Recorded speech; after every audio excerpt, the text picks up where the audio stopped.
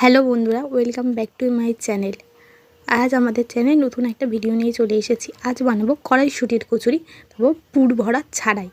আজ প্রথমে কড়াইশুঁটিটাকে দিয়ে দিলাম মিক্সিতে, তার মধ্যে দিয়ে দিলাম ধনেপাতা। আমি গোটা ধনেপাতাটা আমরা কুচিয়েও দিতে পারি, কিন্তু মিক্সিতে পেস্ট করবো তো, তাই কোচানোর কোনো দরকার নেই, গোটা দিলেও হবে। এবার দিয়ে দিয়েছি। এবার এর মধ্যে কাঁচা লঙ্কা, যে যেমন ঝাল খেতে পছন্দ করো সে তেমনভাবে লঙ্কাটাকে ব্যবহার করবে। এবার দিয়ে দেবো আদা কুচি। এবার ময়দার মধ্যে দিয়ে দেবো স্বাদ মতো লবণ, আর দিয়ে দেবো একটুখানি চিনি। ভালো করে ময়দাটাকে ময়ান দিতে হবে, না হলে ভালোভাবে ফুলবে না। তাই বন্ধুরা ভালো করে ময়দাটাকে ময়ান দেবে। তার জন্য দিয়ে দিতে হবে তেল। এই সাদা তেল ব্যবহার করবে। সাদা তেল দিয়ে ময়ান দিলে লুচিটা খুবই নরম, কচুরিটা নরম হবে।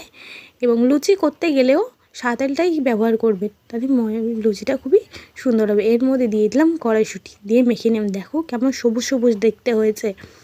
এবার মাখা হয়ে গেছে। দেখো বন্ধুরা, মেখে নিয়েছি, তোমাদের একবার দেখিয়ে দিই ভালো করে কতটা সফট করে মেখেছি আমরা। দেখো আঙুলগুলো কেমন ঢুকে যাচ্ছে, এতটাই সফট করে মাখবে, তাহলে ভালো ফুলবে। এবার বেলে নেব। আটা দিয়ে বেলতে যাবেন না, তাহলে তেলটা কালো হয়ে যাবে। তাই বেলার সময় হালকা সাদা তেল দিয়ে বেলে নেবে, তাহলে তেলটা পরিষ্কার থাকবে ভাজার সময়। তারপর ভালো করে পাতলা পাতলা করে বেলে নেবো। আমরা কিন্তু সর্ষের তেলে ভাজছি, আপনারাও চাইলে সাদা তেলেও কচুরিগুলোকে ভেজে নিতে পারেন।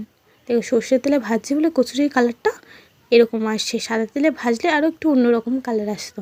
দেখো কেমন ফুলেছে, সব কচুরিগুলো এমন এমন ফুলে যাবে। কত সুন্দর ফুলে গেছে দেখো বন্ধুরা।